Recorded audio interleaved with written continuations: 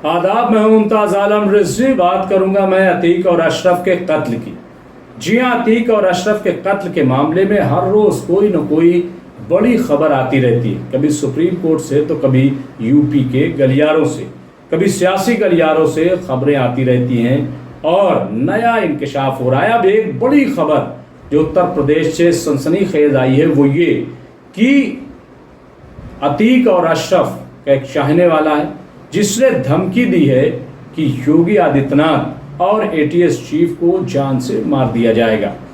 ये एक खत के जरिए धमकी दी गई थी, जिसके बाद सनसनी पैदा हो गई कि क्या वाकई योगी आदित्यनाथ और एटीएस चीफ जो हैं वो अतीक और अशरफ गैंग के किसी गैंग के निशाने पर हैं। उसकी छानबीन शुरू हो गई, लेकिन बहुत जल्द इस बात का अंदाजा हो गया और ये बात सामने आई कि दरअसल ये जो खत लिखा गया है, ये जो धमकी दी गई योगी आदित्यनाथ और एटीएस चीफ को, तो इसमें सच्चाई नहीं है, बल्कि ये आपसी रंजिश की वजह से, आपसी झगड़े की वजह से ऐसा खत भेजा गया है ताकि अपने पड़ोसी को फंसाया जाए। ये खबर दरअसल मेरठ में महमूदुल हक रोड निवासी एक वकील ने बड़ा कारनामा अंजाम दिया था।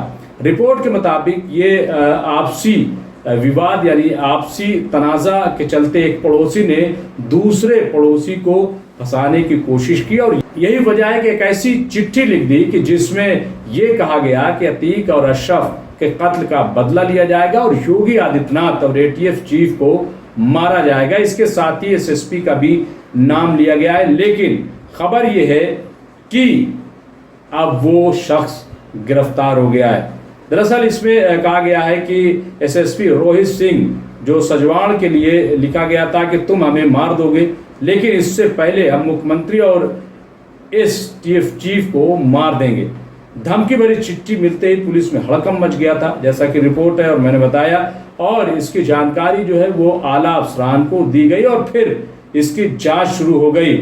जांच में पता चला कि चिट्ठी भेजने वालों के जो नाम दिए गए हैं वो गलत हैं, उनका इस चिट्ठी से कोई मतलब नहीं है। ये चिट्ठी भेजने वाला आरोपी ओसामा बताया गया।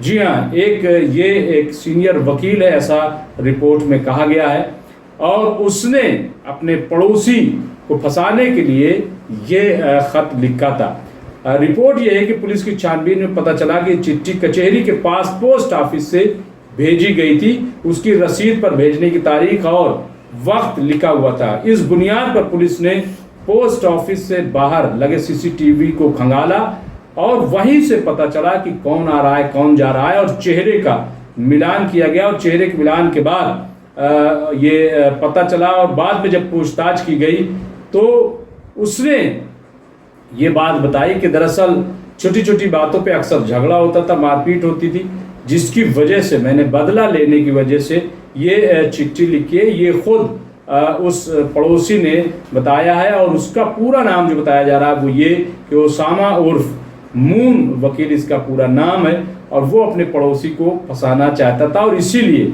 उसने ये खतरनाक खेल खेला, ऐसा कहा जा रहा है। तो बहरहाल इसमें जो बात कही गई थी चिट्ठी में, जो खत में लिखा गया था वो ये कि इस पर भेजने वाले का नाम हाफिज तनवीर और बिलाल निवासी पड़ियान बनी सराय महमूदुल हक रोड लिखा था। चिट्ठी में लिखा था कि हम दोनों पूरे होशो हवास में हैं।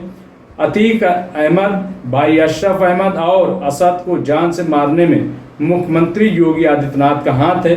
चिट्ठी भेजने वाले ने मुख्यमंत्री एटीएस चीफ को भी जान से मारने की बात कही थी। तो ये बहरहाल खबर जो बड़ी अजीबोगरीब थी कि एक पड़ोसी को फंसाने के लिए एक दूसरे पड़ोसी ने ऐसी चिट्ठी लिख दी अतीक और अशरफ के मामले में।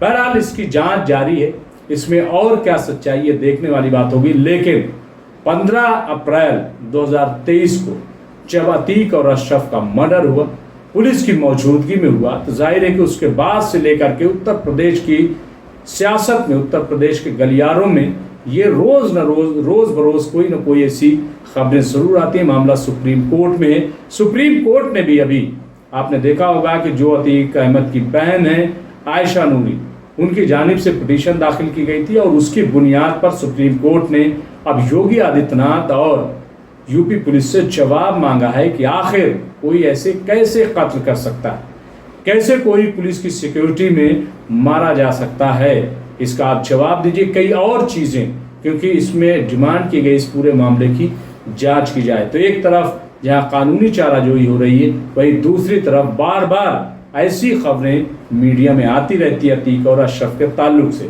और तीसरा ये कि खुद जो शाइस्ता परवीन है, अतीक अहमद की अहलिया, उनके बारे में भी तरह तरह की कयास आराइयाँ की जाती रहती है। हालांकि इन दिनों अभी मीडिया पर कोई बहुत बड़ी खबर अतीक और अशरफ के ताल्लुक से नहीं है, लेकिन ऐसी खबरें जब आती हैं तो जाहिर है कि पूरे यूपी में सनसनी पैदा हो जाती है। अतीक और अशरफ पर फिर हम अपडेट आपको देते रहेंगे। देखते रहिए एमएमसी न्यूज़ इंडिया। बहुत बहुत शुक्रिया।